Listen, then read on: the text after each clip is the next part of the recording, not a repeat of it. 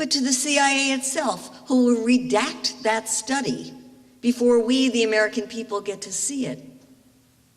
The very people who committed the atrocities will get to take their marker to the summary of this report. Are those the rules? Hello, my name is Stanley Heller. Welcome to The Struggle. The Struggle is shown on 22 cable stations from Vermont to New York City, on the internet at thestruggle.org. Our YouTube channel has reached a milestone, over 550,000 views, 1,000 videos, and 1,100 subscribers. Check it out at YouTube at Struggle Video Media. Last month, Promoting Enduring Peace gave its Gandhi Peace Award to Medea Benjamin. We're privileged to show you large chunks of that acceptance speech on the program today. Medea Benjamin co-founded Code Pink as an answer to the hysterical Bush-era color codes on terrorism. She's a prominent anti-drone campaigner, and she's renowned for her legendary creativity and the way she speaks truth to power. I was asked to just give a little background about how I got into this work, and I think it's important to say that many of us who do this work as our lives work, it's not like we went out seeking injustice in the world. It was more like our eyes were open to what was happening in the world. And in my case, it was being in high school during the years of Vietnam War, and my sister's boyfriend being sent off to Vietnam, 6 months later sending her home an ear of a Viet Cong to wear as a necklace. And that changed my whole life. That said to me, something is crazy about war. Something is crazy about sending our young people thousands of miles away where they don't know where they're going and why they're going, and when they feel that somebody's body part is a souvenir. And I went out in the world as a young woman trying to do something to make the world better. I got a degree in public health nutrition and went to some of the poorest places in Africa, and then found US corporations and other multinationals. In the case of my first job in Southern Africa, what I found was the baby formula companies going into the poorest villages in the entire world, bamboozling the poorest women in the entire world to stop breastfeeding their children. And what I witnessed was babies dying in my arms because these women couldn't afford to keep buying the baby milk, their breast milk dried up. And I thought, how could it be that corporations are so uncaring that they would try to squeeze a couple of cents out of the poorest people in the world, knowing that the end result might be that their children would die? And then I went to work as a nutritionist in Central America and came up against the fruit companies. United Fruit Company, Standard Fruit, that literally stole the lands of indigenous people who had been farming for generations and feeding themselves quite well for generations, destroying their farms, taking over their land to grow food for export for us. And I was supposed to teach them how to feed their children better? I joined with them in trying to create unions in the fruit companies and to fight the companies to try to get their land back. I saw it when I was in Nigeria and saw Shell Oil Company destroying the environment of local people, destroying local livelihoods, and then killing people to keep them away from the oil that belonged to them.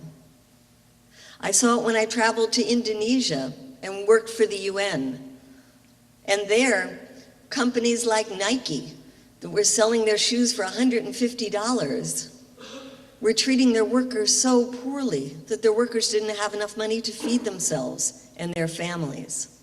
I saw it with Gap, going to the poorest places in the world like Bangladesh, and so mistreating their workers that they had them working in factories that were so dangerous that when a fire would break out, hundreds of women would die. And that's to make the clothes that we are wearing. So I didn't go out looking for injustice. I went out in the world and found the injustice. And I also found something that was so disturbing to me as a young woman, which I found is that my government was supporting the companies. My government was overthrowing democratically elected governments that wanted to get the resources for their own people or wanted to protect local lives and local livelihoods and local environments. I found that my government was propping up repressive regimes with money paid by our tax dollars, weapons made by our corporations, to kill people who were merely trying to keep the land, to feed their families. And I realized this was all part of something that I never read about and learned in my high school, and that was something called empire. I look at Gandhi and his life, and we realize how much he dedicated his life as somebody who lived on the periphery of the empire, in that case, England, to try to get his country, India, outside the sphere of the empire. And yet here we live in the middle of the empire. We live in the heart of the empire. So what is our job? Our job is to turn the empire into, as James was saying, a sustainable country. A country that walks humbly on the earth. A country that lives humbly with other nations around the world. A country that doesn't look at the rest of the world as if the nerve of them to have our resources in their lands. So I've devoted my life, as many of you have here, to trying to undo the empire. Because it's not only for the good of people who are the victims of the empire overseas, but it's for our good as well. For certainly, when you look at the crisis that we are facing in trying to provide our young people with an affordable education, or trying to move our resources into addressing the real crisis of the planet, which is the climate crisis, where are we going to get the funds to do that if we do not reduce our empire? And so I look at how we as a nation can move away from war and towards promoting enduring peace. And in the lead up to coming here, I was interviewed by a radio station. This is not the wonderful radio station of Scott Harris. I did that interview too. But this was another radio station. And it kind of threw me for a loop because the interviewer said, well, it's nice that your organization is trying to move us into an era of diplomacy. But what about other countries that don't play by the rules? What about other countries like Russia right now that is so heavy-handed in invading another country? They don't play by the rules. And I thought, oh my God, how am I going to answer this one? Do I start with the founding of our nation and the genocide against the Native American people? Do I start with those rules? Or maybe do I talk about the rules of slavery, which so destroyed the lives of so many people and continues to wreak havoc today? Do I talk about the rules of this country, where we went to a place like Vietnam, so many thousands of miles away, to kill 2 million people, to leave them with the legacy of Agent Orange that is leaving their children with horrendous deformities and will do so for generations to come? Do I talk about the rules of the US propping up dictatorships for decades, including today with our good friends in countries like Saudi Arabia, a monarchy where we have the largest arms deal ever in the history of the world? Do I talk about the rules of propping up other dictatorships like Bahrain, where the people are rising up but are being crushed, and the US is supporting the crushing of those people because we happen to have our Fifth Fleet based in their country? Do I talk about the rules of how we propped up the regime in Egypt under Mubarak for decades? And so the havoc that is being played out in Egypt today is in part due because of the billions of dollars that we put into the Mubarak regime? Or do I talk about the rules of Israel? The rules that the Israeli government plays by? Do I talk about the killing of Youssef Shawarma, a 14-year-old, who was killed on March 19th because he crossed the separation fence, a gap in the fence that had existed for the last 2 years, to go pick some wild, edible vegetables? Do I talk about those rules? The rules of building settlements upon settlements upon settlements in defiance of all international law? Are those the rules? Or the rules that allows Israel to close off the people of Gaza so they don't have a way to get in and out of their country by air, by boat, or by land? Are those the rules of the game that we're talking about? Or maybe I should start out just with post 9/11. Maybe I should talk about the rules that allowed us to invade Iraq, a country that had nothing to do with 9/11, a country that was suffering from a dictatorship of Saddam Hussein, and now people look back and say, ah, for the days of Saddam Hussein. Because now it's a country that's totally destroyed, with bomb blasts going off every single day, with millions of people who have been killed, with a sectarian violence that didn't exist before. A woman from Iraq who I saw last week told me, what the Americans taught us in Iraq was how to hate each other. That's a legacy. Those rules? Or should I talk about the rules in Afghanistan, where we went there to liberate the women and talk still today as if we have liberated the women, with the billions and billions and billions of dollars that we spent in Afghanistan? How come it's still the worst place in the world for women to give birth? How come 1 out of 11 Afghan women dies in childbirth? Is that the liberation that we have given to the Afghan women? Do I talk about the rules of Guantanamo, where we still have over 150 people kept in indefinite detention, where we kept people for over a decade without charging them, without trying them? Are those the rules I should talk about? Or how about the rules of torture? The rules that are in the 6,000 plus pages of a report that the Senate Intelligence Committee has done, but we still have not seen. The summary of it has just been passed out of committee, not because the committee members really believe the American people deserve to see that, because they got mad that they found out that the CIA was spying on the Intelligence Committee. And they've passed it now, not only to the desk of President Obama, but to the CIA itself, who will redact that study before we, the American people, get to see it. The very people who committed the atrocities will get to take their marker to the summary of this report. Are those the rules that this talk show host was talking about? Or perhaps it's the rules of the NSA, where our government lied to us about its spying on every single one of us, where the government lied to the rest of the world until Edward Snowden gave us the truth.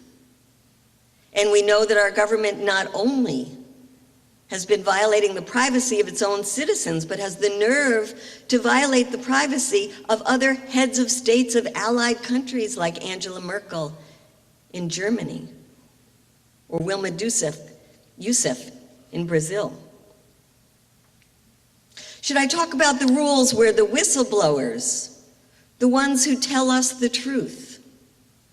Edward Snowden, exile.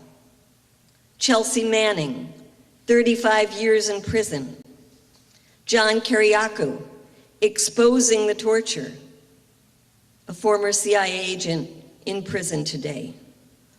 While those who actually perpetrated the crimes, the Dick Cheneys, the Donald Rumsfeld, the Condoleezza Rice, travel the country with their book tours, get $150,000 for giving a speech, or President Bush, who lives a bucolic life painting puppies. Are those the rules of the global community?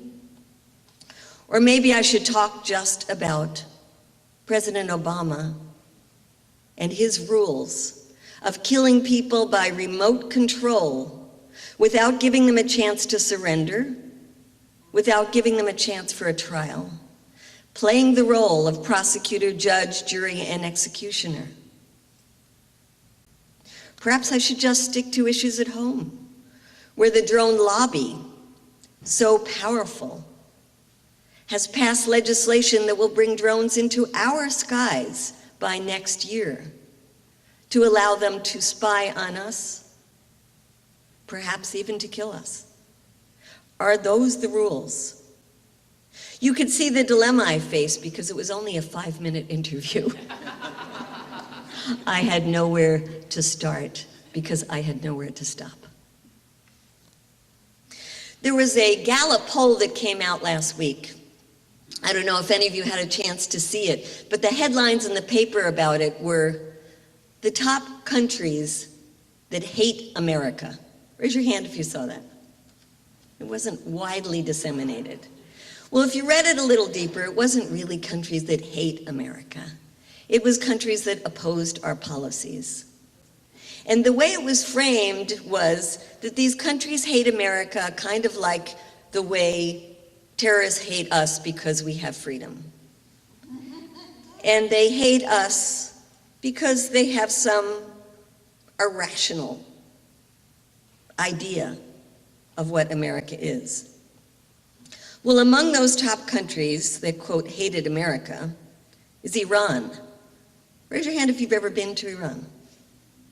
Did you find that people hate Americans in Iran? You know, it's just the opposite. They love Americans in Iran. I've been to Iran several times. They just love Americans. You know what they hate? They hate our policy. They hate a policy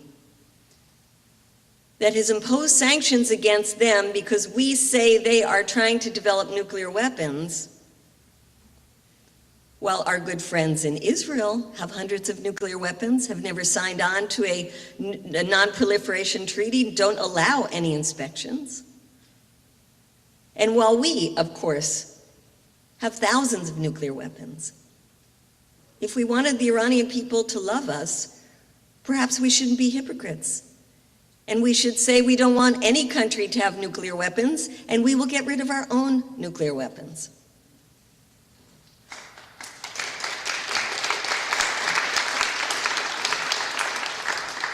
They also hate us because of the sanctions that we have imposed that are destroying the lives of ordinary people. Another country that was on the list is Egypt. As Chelsea mentioned, I was just sort of in Egypt. I mean, I didn't get past the airport, so I don't know if it counts. But people in Egypt, no matter what side they are on, pro-Muslim Brotherhood, anti-Muslim Brotherhood, pro the overthrowing of the Muslim Brotherhood, against it, they have something in common. They think the United States was behind everything, no matter what happened. Well, there might be a little extra paranoia in there, but the truth of the matter is, the United States is behind a lot of what goes on in Egypt. And instead of saying, after Morsi was elected and then overthrown in a coup, instead of saying, aha, that was a coup, we've been very wishy-washy about it. Because The fact of the matter is, the U.S. didn't like the Muslim Brotherhood. Well, you know what? I don't particularly like the Muslim Brotherhood. I was just yesterday at a conference that was put on by people who support the Muslim Brotherhood. And I got up there and I said, I am a secular Jewish feminist. If I were Egyptian, I'm sorry, you all, but I would not have voted for the Muslim Brotherhood.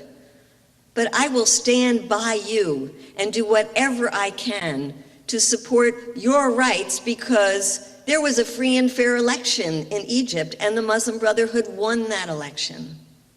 And the Muslim Brotherhood is being crushed right now, called a terrorist organization. And over 1,000 people have been killed for their political beliefs, over 16,000 of them in prisons right now.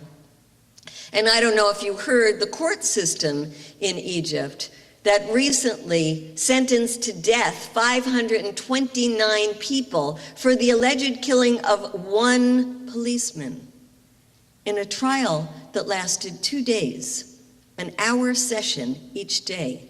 The second session, the lawyers for the defendants were not even allowed inside. A total sham. So I think it's important, whether or not we like the Muslim Brotherhood, we stand up for their rights. And so, if we want the people of Egypt to not, quote, hate us, we should be consistent in the way we support human rights. Other countries that were on that list were Pakistan and Yemen. Well, you want them to like us better? Stop killing them with drones.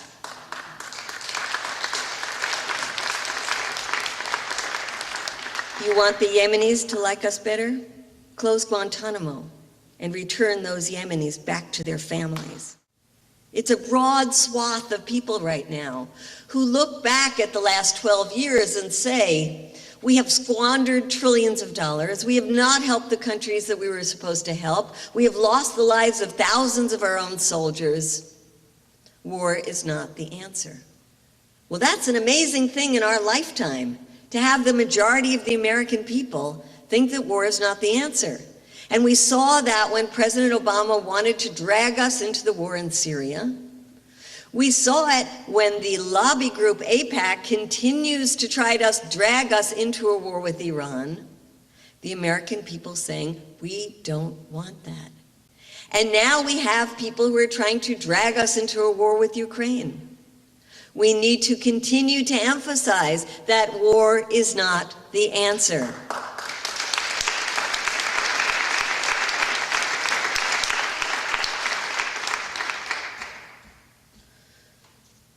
One of the things that's perhaps the hardest to do is change the culture of war and the glorification of the military. We see this in so many ways in our everyday lives, how the military is glorified.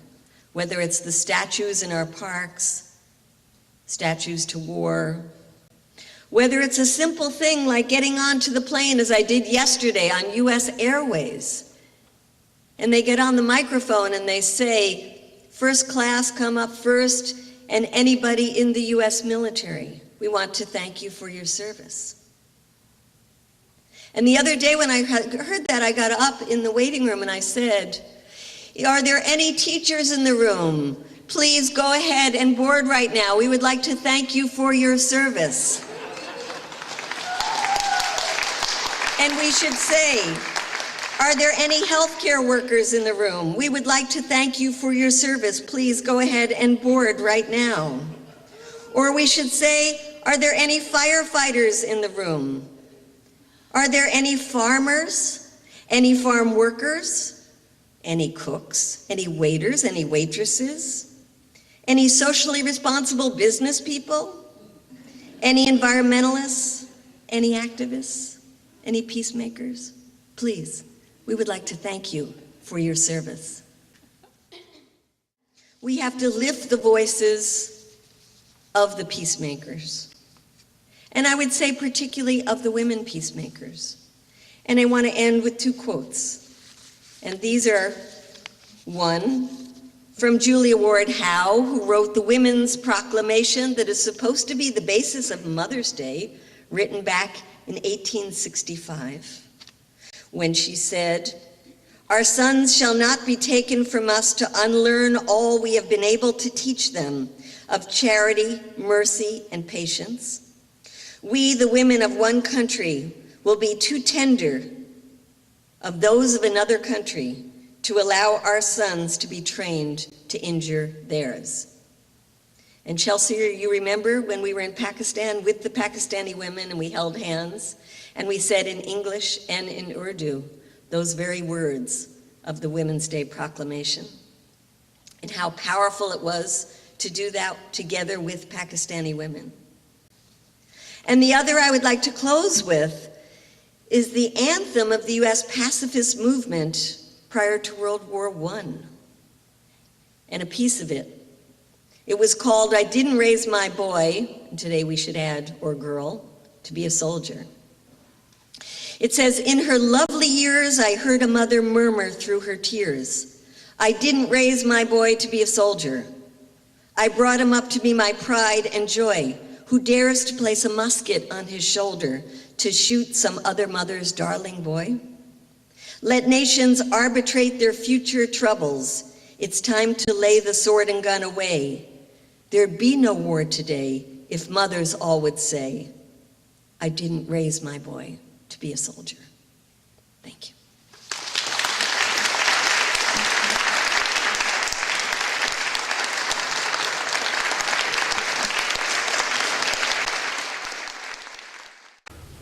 That's our program for today. See you next week at this time. I'm Stanley Heller, and this is The Struggle.